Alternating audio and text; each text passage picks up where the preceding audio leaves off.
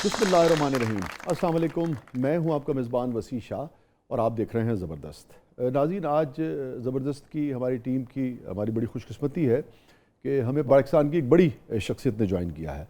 आप सीनियर कानूनदान हैं, सियासतदान हैं, शायर हैं, अदीब हैं, किताबों के मुसन्निफ़ हैं और किसी तारुफ़ के मोहताज नहीं हैं। कुछ लोगों को इनसे सियासी इख्तलाफ भी हो सकता है, मगर इस बारे में कोई दो राय नहीं हो सकती कि ये पाकिस्तान का फ़ख्र है। हमारे साथ मौजूद है one and only Chaudhry Aitzaz वैसी साहब।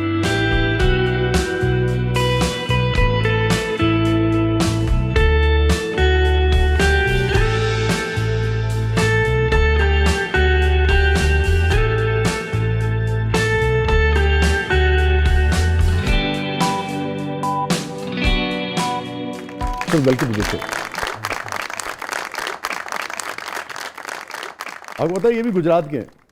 कैफी साहब? हाँ जी, भट्टी साहब के जी मेरे भतीजे भी जी। हैं। तो यहीं से शुरू करते हैं। म्यूज़िक का शौक़ रहा जो साहब आपको? जी, म्यूज़िक का शौक़ रहा को मैं साज बदकिस्मती से, हाँ। ये मेरी ख्वाहिश ही रही कि मैं बांसुरी बजा सकूं। वाह वाह। एक दो दफ़ा सीखने की कोशिश भी की। गुजरात में ज़्यादातर लोग रांझा टाइप तबीयत के होते हैं वैसे। गुजरात में होता है वैसा। एक दो दफ़ा की, वक्त एक्चुअली नहीं। एक ये कि पश्तो सीखने की भी के लिए भी वक्त निकालना चाहता था। वाह, बड़ी ख्वाहिश थी कि वो भी मेरे से नहीं हो वक्त नहीं सका। निकला। अच्छा, मैं ये पश्तो वाले सवाल पे अगले मरले पे आता हूँ। बड़ा अहम सवाल है। आप जैसी शख्सियत से जो इस कदर यानी कि सीनियर सियासतदान हो, कानूनदान हो, मगर मैं उससे पहले जानना चाहूँगा कि जो बांसुरी वाली आप बात कर रहे थे, उम्र के किस हिस्से में ये ख्वाहिश रही थी आपकी? वो नौजवानी से ही थी। ठीक है। हाँ, बचपन नहीं कह सकता, पर नौजवानी। नहीं, कब आपने हाथ उठा दिया कि नहीं वे हुण नहीं? मैं जब 18-19 का था तो तब एक शौक़ पैदा हुआ। एक उस्ताद के साथ मैंने सिलसिला भी कर लिया। हाँ। पर वो उसके बाद मुझे एक आध साल बाद ही जाना चला गया मैं इंग्लिस्तान जी यूनिवर्सिटी में जी। तो वो सिलसिला टूट गया। फिर वापस आया तो वहाँ जाके वायलिन सीख लेते जॉय साहब? वायलिन एक अच्छा इंस्ट्रूमेंट है। उसके बाद मैं जब वापस आया तो उलझ गया। हाँ। आते ही सियासत में भी, वकालत, सियासत ख्वाहिश अंदर से थी। फिर जब सोचा कि कुछ टाइम दूं तो टाइम नहीं निकलता नहीं था। वो जब 38-40 साल की उम्र में सोचा कि फिर ये बांसुरी जब बजती है ना, हमारा घर जो मेरा आबाई घर लाहौर में ज़मान पार्क में है, और ज़मान पार्क के एक बासी के साथ है वो, वहाँ नहर जो बहती है, नहर में रात को, गर्मियों की रात, क्या बात है, को नहर के दूसरे किनारे पर, और उस वक्त उधर खेत ही खेत होते थे। ये लाहौर शहर नहीं पहुंचा था अभी उधर। मतलब एडसन होगा और ये ज़मान पार्क होगा। एडसन था नहीं, जियोर भी था, जियो गार्डन भी था, पर नहर के पार कोई खास बस्ती नहीं। ठीक है। वहाँ से रात को एक बांसुरी बजाने वाला बैठ जाया करता था, और वो जो नहर के से आती थी आवाज़, उसकी कूक जो आती थी, वो बड़ी दिलगुदाज थी। तो आपको तो वो बहुत ही, अगर बांसुरी से इतना आपको लगाव रहा, आपको तो गीत खास तौर पे पसंद होगा, सुन वंजली दी मिछली तान। कमाल का गीत, क्या बात है। मैडम नूर जहान छा जाती है। आपके गले में आती है, सुन वंजली दी मिछली तान तान, मैं तो हो गई, मैं तो हो गई।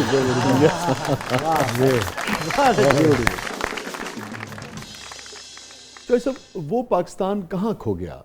आप क्या समझते हैं समाजी तौर पे पाकिस्तान जिस दौर की हम बात कर रहे हैं उससे पीछे गया है आज, या उससे आगे खड़ा है समाजी तौर पे? सियासत तो चलिए ऊंच नीच चलती रहती है, समाजी तौर पे बहुत पीछे चला गया, बहुत पीछे। 1980 की दिहाई से, जब से हमारी अफ़गानिस्तान की जंग में हम मुब्तला हुए, और यहाँ एक ख़ास सियासत हमारे पड़ोस में आ गई, जो इसमें पैसा बाहर से भी जो आया वो रियाल आए और डॉलर आए, पाउडर भी आया सर, पाउडर भी आया बहुत, बिल्कुल। कितना नुकसान पहुंचाया उसने बड़ा नुकसान उस जंग ने, और हमारे हम जब मुलव्वस हो गए तो फिर पैसा लगाने वाले तो वो थे, पैसा तो हमारे पास नहीं था कोई, हमारे यहाँ डॉलर तो नहीं थे उगते, वो तो बक्सों में आते थे डॉलर। फिर बदकिस्मती से 9/11 वर्ल्ड ट्रेड सेंटर पे हमला हुआ, उसके बाद हमारी ये बदकिस्मती कि हम फिर मुलव्वस हो गए उसमें, उस जंग में। दूसरी और हम अभी फंसे हुए हैं उसमें। अमेरिका तो निकल गया, भाग गया, और अब वो तालिबान जिनको हमने ही सब कुछ सिखाया, हमने ही उनको हथियार उठाने सिखाए और सब कुछ, वो ही हमारे लिए एक मुसीबत बने में। ठीक है, आपने फरमाया चौधरी साहब कि समाजी तौर पे आपका ये मानना है कि जो रशियन इन्वेजन था अफ़गानिस्तान में, उसके बाद बावजूद हम पीछे गए हैं वहाँ से आज। जी। कैसे हम दोबारा जो समाजी अक़दार थी, हमारी समाजी रवैये थे और जो खोया हुआ मकाम था, अगर उस वक्त जिस जगह थे, कैसे हम वहाँ दोबारा पहुँच सकते हैं और फिर उससे आगे बढ़ सकते हैं? मेरे ख्याल में वो ये है कि जब तक हमें ऐसी सोच हम नहीं अपनाते, हम ऐसा रवैया नहीं अपनाते जिसमें 4-5 कदरें हों। एक इख्तलाफ का हक, वो इख्तलाफ अकीदे का हो, मज़हब का हो, सियासी हो, किसी किस्म का भी, समाजी मसलकी, जी हाँ, और उसके अपने अकीदे या अपनी सोच को मनवाने के लिए आपका कोई हक नहीं है कि आप कोई तशद्दुद या धमकी के ज़रिए या ज़बरदस्ती कर सके। दूसरी बात यह है कि हमारे रवैये में शक का फ़ायदा देना, बेनिफिट ऑफ डाउट देना, नॉट जो सदियों से इंसाफ का भी उसूल रहा। अदालत में तो उसूल है ना सदियों कि आपने मुल्ज़िम को फौजदारी मुकदमे में शक का फ़ायदा दिया। ऐसे लोग एक दूसरे को भी ज़ाती ज़िंदगी में भी शक का फ़ायदा दें। मैं आपको बताता हूँ एक मिसाल। 2 प्रोफेसर्स थे हमारे, यंग प्रोफेसर्स कैम्ब्रिज में, यूनिवर्सिटी में। एक हमारे कॉलेज, डाउनिंग कॉलेज, मेरे कॉलेज में से ही थे, जॉन हॉपकिंस, और एक दूसरे कॉलेज से थे, सिडनी ससेक्स कॉलेज से, पॉल फेरेस्ट। इन दोनों की आपस में बड़ी दोस्ती भी थी, पर रकाबत भी कभी होती थी। एक थ्योरी होती है इंटरनेशनल लॉ में, क्या क्या सलाहियत एक रियासत में आ जानी चाहिए जो लेट से बड़ी रियासत से टूट के एक अलहदा मुल्क बन रही है। अच्छा, ठीक है। तो उसको कब रिकग्नाइज किया जाए, कि दुनिया ठीक है, उसको रिकग्नाइज करके यूएन में भी ले। ठीक है। अब वो कौन से अवामिल हैं जो सब इकट्ठे हों, तो फिर आप कहेंगे कि तो कहेंगे अब इसको रखें। इस थ्योरी पे पॉल फेरेस्ट और जॉन हॉपकिंस ने आपस में ज़रा कुछ इख्तलाफ था। ठीक है। एक दिन अब लेक्चर हम सुन रहे हैं पॉल फेरेस्ट का, तो उसने बड़ा डायरेक्टली नाम ले के जॉन हॉपकिंस का, और उसकी थ्योरी जो थी, उसकी जो वजाहत थी या उसका जो उस बारे में पॉइंट ऑफ व्यू था, नुक्ता नज़र था, उससे वो इख्तलाफ करता हुआ, और वो काफ़ी उसने शिद्दत से इख्तलाफ। अब हम 2-3 दोस्त बड़े हैं, उसमें 3-4 अंग्रेज़ थे, एक मैं था। हम बड़े लॉयल थे अपने प्रोफेसर से, एक लॉयल्टी थी। हम उसके पास चले गए उसने, हमने कहा वो पॉल ने तो जॉन तुम्हारे साथ उसने ये कहा है, ये क्या तुम्हें तो उन्होंने ब्लास्ट किया आज लेक्चर में। तो वो कहता है शायद आपने ठीक नहीं सुना। हमने कहा नहीं, हम पांचों ने सबको, अब पांचों में हमारी एक राय है, हमने ठीक सुना है। वो तो आप पे बड़ी लान तान कर रहा था। उसने कहा शायद वो आपको कुछ गलत फहमी हुई हो।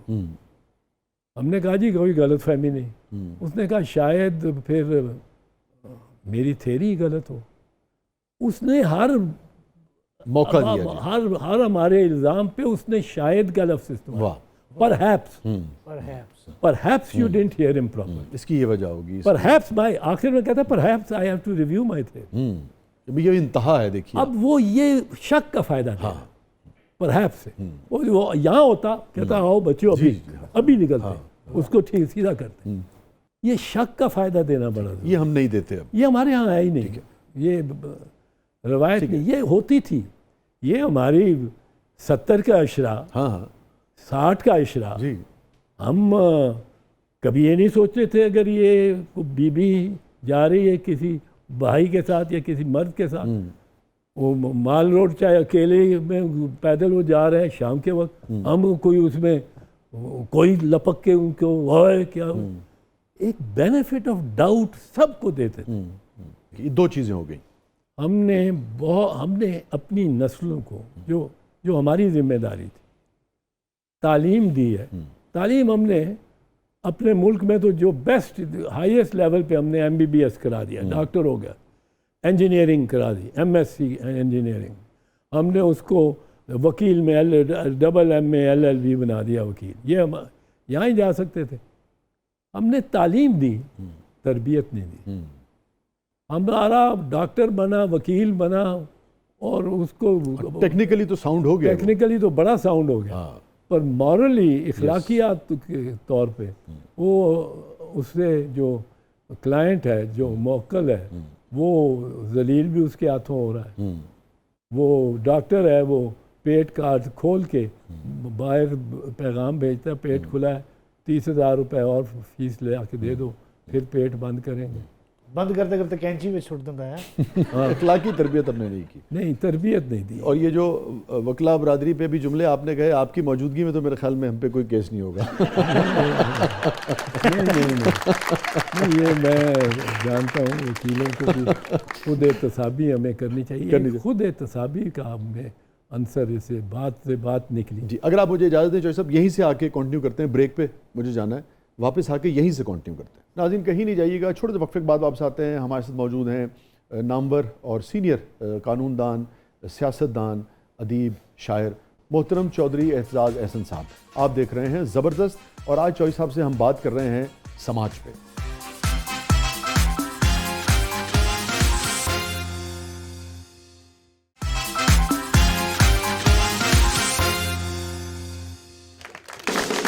वेलकम बैक नाज़रीन। ज़बरदस्त में एक बार फिर खुशामदीद। हमारे साथ मौजूद हैं मारूफ सियासतदान, कानूनदान, दानिश्वर, शायर, अदीब मोहतरम चौधरी एतजाज़ एहसन साहब। चौधरी साहब, हम बात ये कर रहे थे कि समाजी तौर पे आपका ये फरमाना था कि हम पीछे गए हैं, और हम किस तरीके से दोबारा उसी मकाम पे जाके फिर आगे बढ़ सकते हैं। उसके लिए आपने कहा था कि 5 चीज़ें हमें करनी होंगी, 3 आप गिनवा चुके थे, आगे प्लीज़ कंटिन्यू। देखें, चौथी चीज़ और बड़ी फाउंडेशनल है, फंडामेंटल और बुनियादी है। हमारे रवैये आपस में औरत और मर्द के, ये बहुत हम रुजत पसंद हो गए। इस तरह की सोच नहीं थी 50 के अशरे में या 60 के। मेरी बहन, बड़ी बहन, वो साइकिल पे कॉलेज जाया करती थी घर से, उनके साथ और बहुत सी बीवियां, लड़कियां आती थीं। आजकल हम औरत को बोलने की आज़ादी नहीं देना चाहते। ये चीज़ जो हमारी तंग नज़री आई है हम में कि औरत, और इस पे हमने बड़ा जबर औरत पे बढ़ा दिया है, जबकि औरत, इसके दुनिया ऐसी हो गई है इसके बरक्स कि दुनिया एक सी हो गई है। दुनिया देख रही है कि ये जो विंबलडन भी खेल रही है औरत, और ओलंपिक्स में भी चांद पे भी जा रही है। हमारे यहाँ ज़हन में ये आ गया है, एक ख़ास तबके के बारे में मैं बात कर रहा हूँ, सबके नहीं, पर वो समझना शुरू हो जाते हैं जैसे हर चलती फिरती औरत एक दावत गुनाह है। इसको शाह साहब मेरे सामने से हटा लें, इसको घर बांध के आए, रख के छोड़ के आए, या इसको बुरका पहना के सर से पाँव तक आए। अगर नहीं आएंगे, नज़र आई मुझे, तो फिर मैं तो मर्द हूँ, मैं क्या कर सकता हूँ, मेरा कसूर नहीं है कोई। हमारे यहाँ जो बड़े मोतबर उलमा हैं, बहुत आलिम फाजिल उलमा भी हैं, बड़ी रिसर्च वाले हैं, बड़ी वसी सोच रखने वाले हैं, उन्होंने, मैं समझता हूँ, इसमें अपना जिम्मेदारी अदा नहीं की। ये जिम्मेदारी थी हमारे उलमा पे कि वो ख़वातीन के बारे में भी, मर्द और ये बच्चों के बारे में भी, जो कमज़ोर एलिमेंट्स अनासिर हैं माशरे में, उनमें जो ट्रांसजेंडर वाले हैं उनके बारे में ये तहफ़्फ़ुज़ फरमाते हैं। ये खुद आके माइनॉरिटीज़ जलते हुए गिरजाघरों को में आग बुझा रहे होते हैं। वो तो सही तरबियत हुई होती चौधरी साहब तो शायद इसकी नौबत ही नहीं आती। वाह, हाँ, अगर ये तरबियत की बात तो बहुत ज़्यादा अहम है। और पांचवी चीज़ चौधरी साहब? पांचवी देखें, ये जिम्मेदारी मैं समझता हूँ ये मेरी नस्ल की है, आपकी भी नहीं, आप पे भी ज़रा कम है, जो खालिसतन मेरी नस्ल कौन सी नस्ल है? जो पाकिस्तान के साथ ही पैदा हुई, ठीक है, और जिसने अगले 10-15 साल 20 साल बाद, अगर मेरे से 5 साल पहले वाले भी, 20 साल पहले वाले भी इसमें शामिल मैं समझता हूँ। और 80-90 की दिहाई में जिनके पास इख्तियारात थे, कम थे, ज़्यादा थे, मगर थे, बिल्कुल, और इम्पैक्ट था आप सब लोगों का भी है, मगर उस वक्त तो बहुत। ये हमारी जो मेरी नस्ल है ना, जो ये वो एक कब्ज़ा, जिस दरवाजे की वो हिंज होती है ना, जिसके इर्द दरवाज़ा लिंचपिन है जी, हम वो जनरेशन थे जिसने अपने माँ बाप से वर्षे में जो इक़दार ली थी वो अपने बच्चों को पहुँचानी थी। हम इसमें बिल्कुल नाकाम हुए, बिल्कुल नाकाम हुए। यही वजह है कि 90 की सियासत में बहुत तलखी रही, और वो वक्त हमने सियासी लड़ाइयों में ज़ाया किया, और वो सियासी स्पेस भी फिर खो दी, ख़ासतौर पे पीपल्स पार्टी और नून लीग के दरमियान जो कुछ रहा। बाद में हमें महसूस होता है कि कुछ एहसास हुआ, मगर वो जो पूरा दौर था एक दिहाई का, जब मौका मिला था माशाअल्लाह, और बड़ा विगरस, वो बड़ा वो लड़ाई में ज़ाया हो, रिच मौका था। क्योंकि मैं तो उस दौर में कम से कम एक हिस्से में उसके इंटीरियर मिनिस्टर है आप, इंटीरियर मिनिस्टर रहा, और बहुत से थी आप, चूँकि मोहतरमा के बहुत नज़दीक थे, मोहतरमा के केसेस भी आप देखते रहे, बड़े मुकदमात उनके किए। और इसी तरह सदर साहब आसिफ ज़रदारी, उनका भी मुकदमात बना दिए। लेकिन क्या वजह है आपके साथ, क्यों ज़रदारी साहब का ऐसा महसूस होता है कि एक ऐसा रिलेशनशिप है चौधरी साहब? एक टेंशन है एक टेंशन है चौधरी साहब, मतलब मुझे पता नहीं क्यों लगता है कभी कभी, क्योंकि आपसे लाजमत है, मेरी कुर्बत मुलाकातें ज़्यादा हैं, उनसे बहुत ही कम यानी कि मुलाकातें रहीं, मगर आपको, लेकिन ओवरऑल तो हम सब देख रहे हैं कि जैसे लव हेट रिलेशनशिप नहीं होता कि चौधरी साहब पीपल्स पार्टी के साथ भी हैं और नहीं भी हैं, ज़रदारी साहब साथ भी हैं और नहीं भी हैं, कुछ कहना भी नहीं है, साथ आने देना भी नहीं है, एक अजीब सी कैफियत है ताल्लुक। इसकी क्या वजह है? हाँ, वो ठीक है, पर हमारा कुछ डिफरेंस ऑफ ओपिनियन एक तो खान पे है।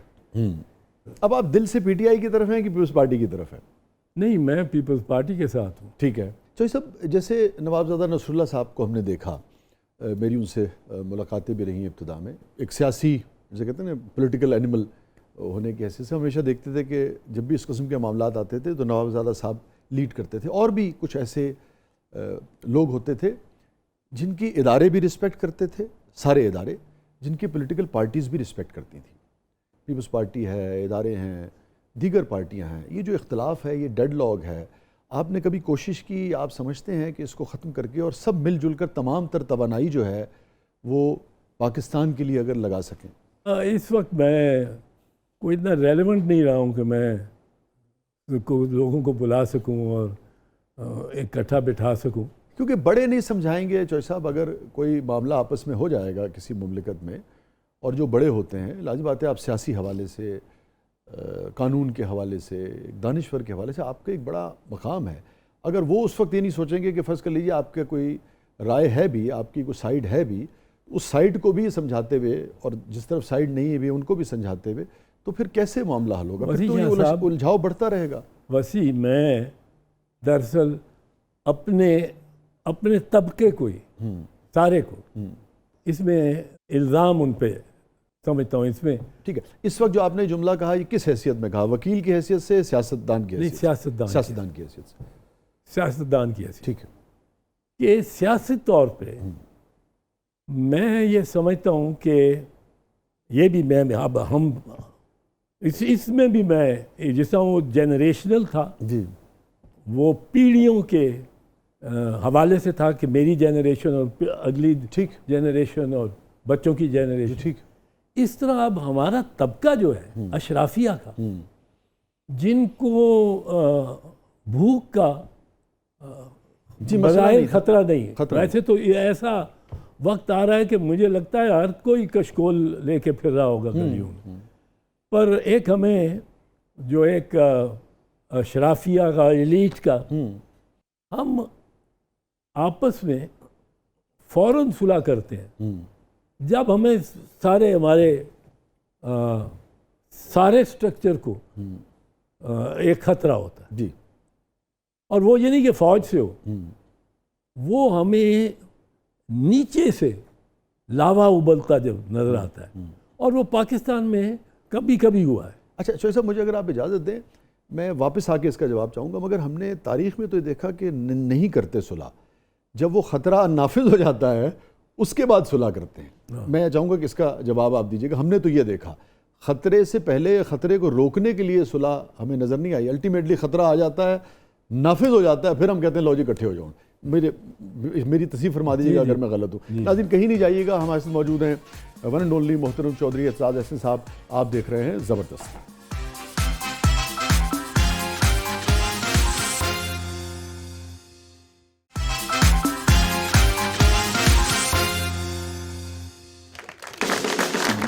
वेलकम बैक नाज़रीन, ज़बरदस्त में एक बार फिर खुशामदीद। हमारे साथ मौजूद हैं चौधरी एतजाज़ अहसन साहब। चौधरी साहब, आपने फरमाया था कि सियासतदानों को जब ख़तरा नज़र आता है तो वो इकट्ठे हो जाते हैं। मैंने ये अर्ज़ की थी कि मैं गलत हो सकता हूँ, मगर हमने ये देखा कि तारीख़ में जब वो ख़तरा नाफिज हो जाता है तब इकट्ठे होते हैं। अगर ख़तरे को देख के इकट्ठे हो जाएँ तो शायद वो ख़तरा नाफिज ना हो सके। आप फरमाइएगा, क्या मैं गलत कह रहा हूँ? हाँ, नहीं, दुरुस्त है, वजह है।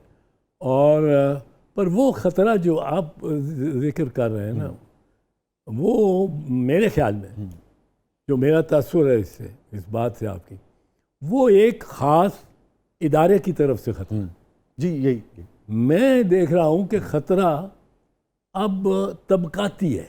अच्छा। गरीब भूख से तंग आ गया। ठीक है। तो साहब, हमारा सेगमेंट है जिसका नाम है ज़बरदस्त पब्लिक सब जानती है। तो देखते हैं पब्लिक आपसे क्या पूछना चाह रही है।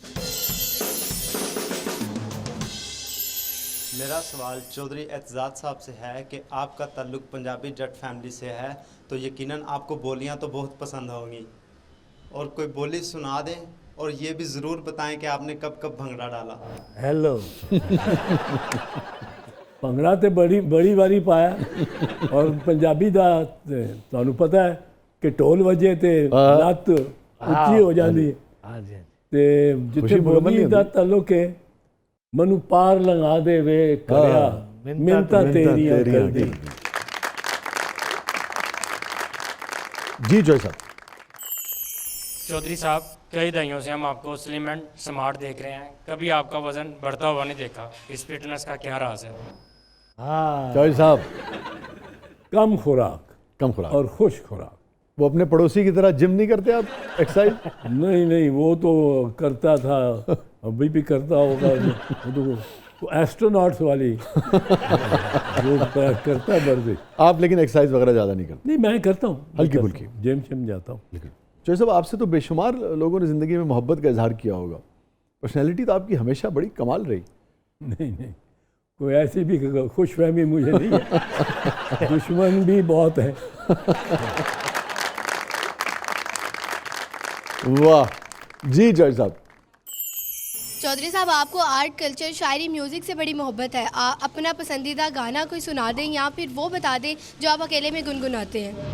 एक प्यार का नगमा है, अरे वाह, मौजों की रवानी है, जिंदगी और कुछ भी नहीं, तेरी मेरी कहानी है। अरे वाह वाह वाह वाह वाह वाह। वाह वाह। ये गुनगुना भी लेते हैं आप अकेले में? नहीं, बस नहीं, अकेले में तो गुनगुना लेते हो? नहीं, मैं होली मीटर में अच्छा गाता हूँ। होली मीटर एक, ठीक है, वो ये है कि मेरे फिर लोग तंग आ जाते हैं अगर मैं गा रहा हूँ तो क्या करते हो। तो फिर अब मैंने होली मीटर डिस्कवर किया जिसमें सोनी धरती बड़ा अच्छा गाता। अच्छा, वाह वाह वाह। और वो ये है कि ब्यूटीफुल चॉइस आप। सब खुश हुए थे। ये होली नहीं गई मीटर यार होली है। क्या क्यूटनेस है। जी जॉय साहब। एतजाज साहब, आप बड़े माहिर वकील हैं, आपने अपनी दलीलों से भरे भरे वकीलों को शिकस्त दी है। क्या घर में भी आपकी दलील काम आती है या बुशरा बेगम आपसे केस जीत जाती है? वो जीत जाती है। मैं उधर वो उस अदालत में पेश ही नहीं होता। बहुत अच्छी। हाँ, आपको पता है फैसला हमेशा मेरे खिलाफ आएगा। अदम पेशी पे डिसमिस करा लेता। नहीं, लेकिन अदम पेशी पे आपकी बरियत होती है, डिसमिस नहीं, वो जो उसकी मर्जी करे। यार बहुत अच्छे। नाज़रीन, स्टे विद अस, कहीं नहीं जाइएगा। छोटे से वक्फे के बाद वापस आते हैं। हमारे साथ मौजूद हैं one and only Chaudhry Aitzaz Ahsan साहब, और आज ज़रा सियासत के तड़के के साथ साथ हम समाज और दीगर मौज़ूआत पर गुफ्तगू कर रहे हैं चौधरी साहब से। आप देख रहे हैं ज़बरदस्त।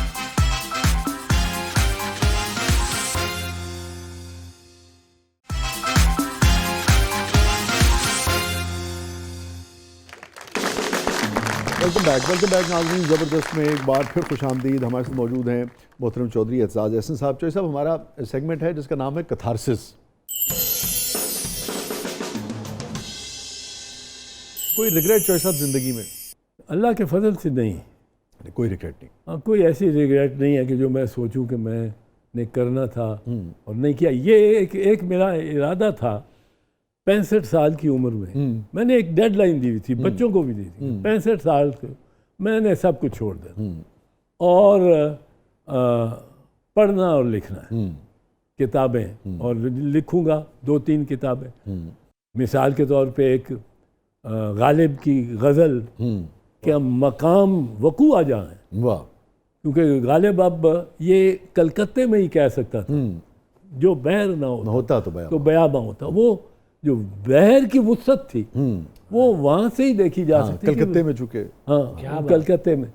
अब ये वाह, आगरा के वाह, किले समाजी जुग्राफियाई जो तजुर्बा है वो कैसे शेर में आता है। आगरे के किले पे खड़े होके गालिब कह सकता था, घिसता है जबी रेत पे दरिया मेरे आगे। वाह वाह वाह। तो ये मेरी एक ख्वाहिश थी कि गालिब की गज़ल का के शेर का जो जुग्राफियाई मरले वकू, वाह वाह वाह, बहुत अच्छा है। किसी तरह निकालूं और एक ओरिजिनल रिसर्च कर। वाह वाह वाह। जो सब आगे बढ़ने से पहले अब गालिब का ख़ास शेर का जिक्र हो गया है, तो कुछ सुना दीजिए, फिर मैं अगले सवाल की तरफ आता हूँ। मेरा तो मैं को शायर नहीं हूँ भाई। नहीं, आपको जो है नहीं। वो आपकी नज़में जो है शोरा अपने मुशायरों में जनाब आपको बुला के बड़ा फ़ख्र महसूस करते हैं। नहीं, वेरी काइंड ऑफ यू। पर मुझे तो किसी दोस्त ने पूछा, एक तो मैं अर्ज़ करूँ, मैं सुखनवरी का दावा ही नहीं करता। वो कहा है कि नहीं है दावा सुखनवरी का, ना हुस्न लफ्ज़ों की काट में है। नहीं है दावा सुखनवरी का, ना हुस्न लफ्ज़ों की काट में है। मगर कहाँ वो सुखन शनासी जो एतजाज़ ऐसे जाट में है। वाह। अब मैं ये एक जान छुड़ाने के लिए रखे भी है, क्योंकि दोस्त समझते हैं मैं बड़ा शायर हूँ। मैं उनको बताता हूँ, मुझे कहते हैं कि अपनी किताब क्यों नहीं, अपना दीवान कोई अपने। जी, मैं भी उनमें से एक हूँ। नहीं, आपकी तो बाकायदा तो मुस्तनद। नहीं, मैंने कहा मैं भी उनमें से एक हूँ जो आपको साहिब कुतब है आप तो। साहिब मैंने कहा मैं भी उनमें से एक हूँ जो गाए आपको रिक्वेस्ट करता रहता है कि किताब ले आइए। नहीं, किताब लाऊं तो उसका क्या उन्वान होगा मेरी किताब का? 1-2 नज़में, 3-4 गज़ला, तो यही होगा उसमें। छोटी किताब। अच्छा, आपका शेर है बड़ा मारूफ और मैं तो उसको बड़ा शोहरत देता। लोग पूछते हैं ये हालात कब बदलेंगे। वो मुझे भी लोग भेजते हैं, मुझे हमें तो अपने मेरे होने का एहसास दिलाते हैं कि यार चौधरी साहब ने पढ़ देता हूँ तो शायर हो गया। तो मैं कहता हूँ भाई इसका जवाब तो मुझे वसीशा के शेर में ही मिलता है। जब्र का मौसम कब बदलेगा, हम बदलेंगे तब बदलेंगे। आपकी इजाज़त है, इसमें ज़रा इसको और नैरो करता हूँ। जब्र का मौसम कब बदलेगा, मैं बदलूंगा तब बदलेगा। आपकी बात बड़ी होती है, अल्लामा का शेर याद आ गया, अफराद के हाथों में है अक़वाम की तकदीर, हर फर्द है हर मिल्लत के मुकद्दर का सितारा, उसकी अहमियत भी है। हाँ। और यानी कि रियासत को भी ये समझना चाहिए कि अहमियत है, फ़र्द को भी समझना चाहिए कि मेरी जी जी जी। एक खातून ने ये स्टडी की है अमेरिका में, और उसने इस नतीजे पे पहुंची है कि इनकलाब लाने के लिए सिर्फ 3.5% ऑफ द आबादी of the population is necessary. 3.5% लोग इनकलाब की रंग में, मूड में, चेंज में आ जाए तो इनकलाब आए। ठीक जो सब, लेकिन एक सीजन्ड पॉलिटिशियन, कानूनदान और एक दानिश्वर की हैसियत से आप क्या समझते हैं कि आखिरी हद तक या किस हद तक रेवोल्यूशन के पीछे जाना चाहिए या एवोल्यूशन के पीछे जाना चाहिए? एवोल्यूशन वाला मामला तो हमारे बस का लोग। अच्छा, हम इतने कौम में बसीयत कौम इतने कंसिस्टेंट ही नहीं। अच्छा, वाह।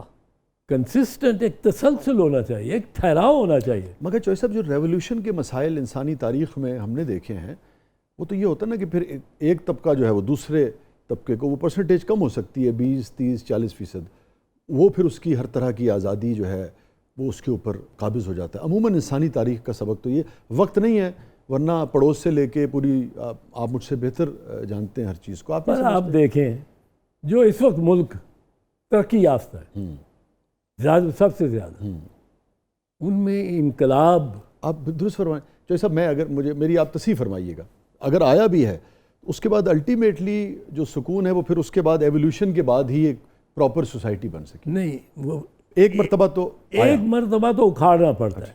आप बरतानिया देख लें, फ्रांस देख लें आप, लेकिन उसके नतीजे में नेपोलियन आ गया ना। नहीं, नेपोलियन आया, एक दो जनरेशन तो बीच में ज़ाया होती हैं। जी जी जी। वो आप ये समझें कि प्रॉपर एवोल्यूशन के ज़रिए अगर अपने आप को ठीक नहीं करते तो मैं ख्याल में उसकी सज़ा होती है शायद फिर रेवोल्यूशन।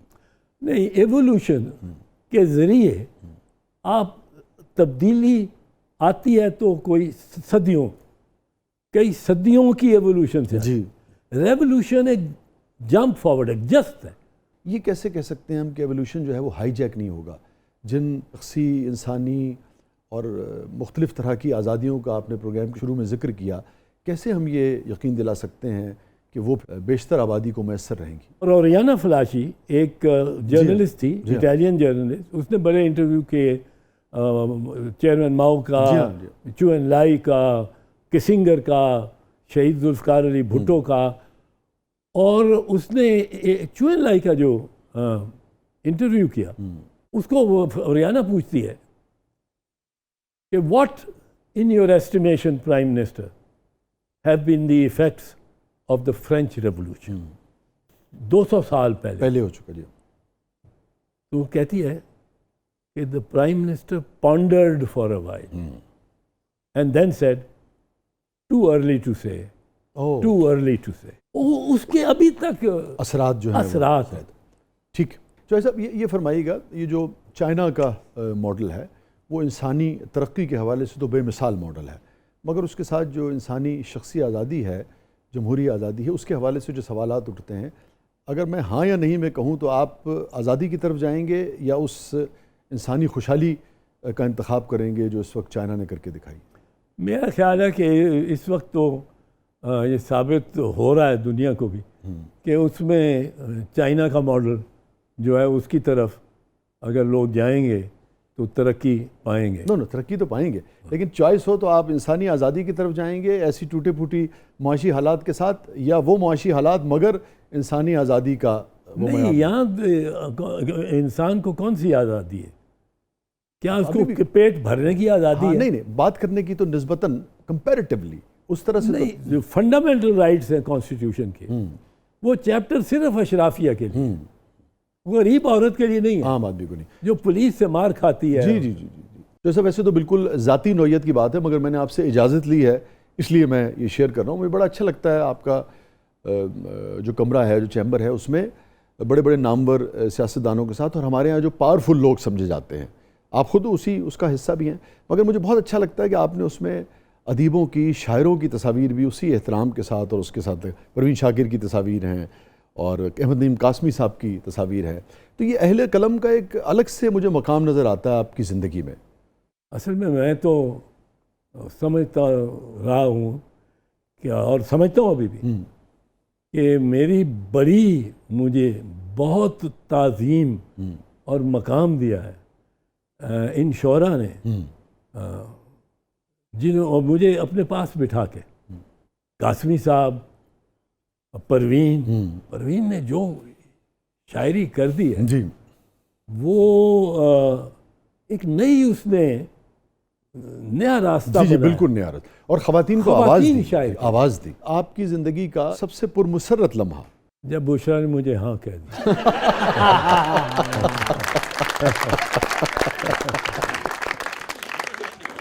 चौधरी एतजाज़ अहसन साहब की ज़िंदगी का सबसे गमगीन लम्हा? भुट्टो साहब को जिस दिन फांसी हुई, जी 4 अप्रैल को। 4 अप्रैल, उसका बड़ा सदमा हुआ जब बीबी को लियाकत बाग में ब्लो अप कर दिया गया 27 दिसंबर 27 दिसंबर 2007। उसके साथ भी बड़ा वक्त अच्छा गुजरा था। वो मुझे याद है, आपने अभी तो ये जिक्र किया, मुझे याद है, अगर मेरा हाफजा ठीक काम कर रहा है, पता नहीं निजी उसमें या आपने किताब में शायद लिखा है एक जगह कि एक मरतबा जब आप गए और मोहतरमा और गालिबन बेगम नुसरत भुट्टो जेल के बाहर जो बजरी होती है या कहाँ होती है वहाँ बैठे थे, तो आपने लिखा कि मुझे उस वक्त भी बहुत उन्हें देख के रंज हुआ। याद आता है आपको? आसिफ साहब की का ट्रायल था चल रहा इन जेल, और मैं लाहौर से जाता था जेल में उनकी पेशियाँ भुगतने, और उन्नड़ केस में उसमें बरी कराए में। अब बीबी वहाँ बच्चों को लेके, बिलावल और बख्तावर थे दो उनके बच्चे, वहाँ मैं ईंटों के ढेर पे एक पे बैठी, जब मैंने अंदर स्टेप इन किया तो बीबी वहाँ बैठी हुई, गर्मी सख्त। अब मुझे बड़ा गुस्सा आया, मैं एकदम उस सुपरिटेंडेंट का कमरा उस जोड़ी में ही साथ होता, एयर कंडीशनर, मैं लपक के अंदर गया सुपरिटेंडेंट, और उसको मैंने उठाया अपने कुर्सी से। मैंने कहा ये प्राइम मिनिस्टर की बेटी, प्राइम मिनिस्टर की पोती, प्राइम मिनिस्टर खुद रही, और खातून और बच्चों के साथ तुम वाह याद आदमी क्या किस्सा कर।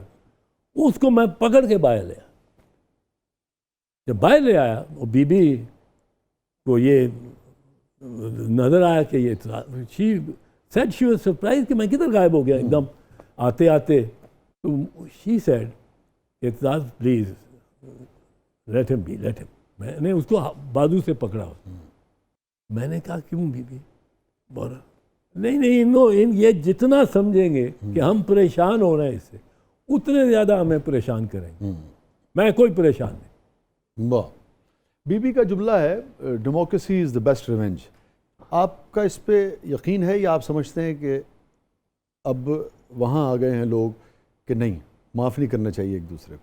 नहीं, democracy is the best revenge एक बीबी की बायस, बीबी की वजह से एक मुहावरा ही बन गया जी।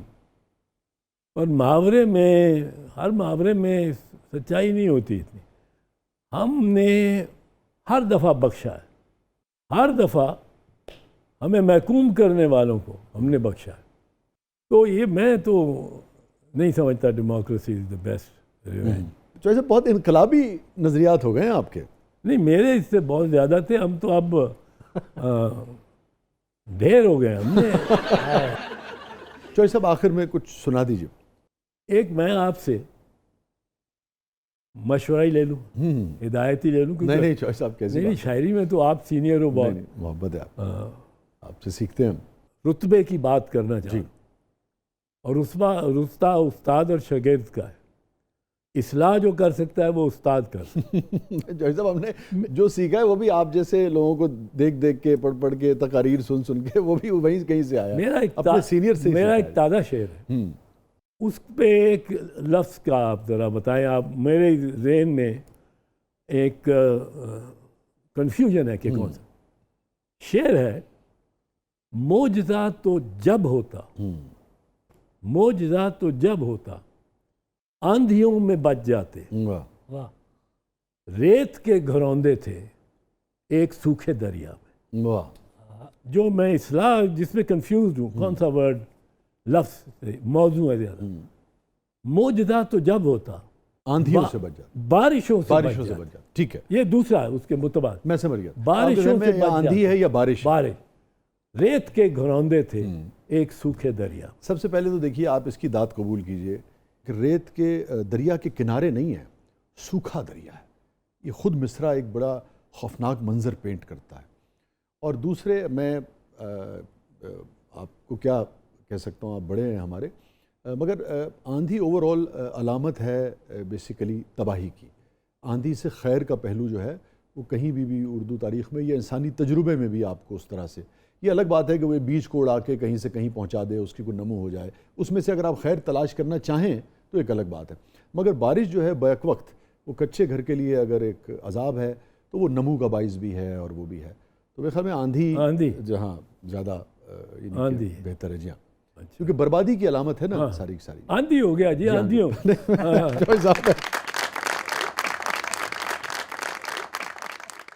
फसीले शहर पे तन्हा खड़ा हूँ, वाह, फसीले शहर पे तन्हा खड़ा, तन्हा खड़ा हूँ, अदू के लश्करों को तक रहा हूँ। वाह, शहर सोया हुआ है दिन दिहाड़े, क़यामत की अलामत देखता हूँ। वाह, किसी भी घर को दरवाज़ा नहीं है, किसी भी घर को दरवाज़ा नहीं, वो अंदर जाने वाला जानिब, हाँ, का दरवाज़ा बाहर वाह आ वाह जाता। वाह वाह, किसी भी घर को दरवाज़ा नहीं, वाह वाह वाह, मैं कैसे शहर में पैदा हुआ। अल्लाह अकबर, और हर एक दहलीज पे खून का निशान है, वाह, हर एक दहलीज पे खून का का निशान निशान है। है, मैं अपने कातिलों को ढूंढता हूँ।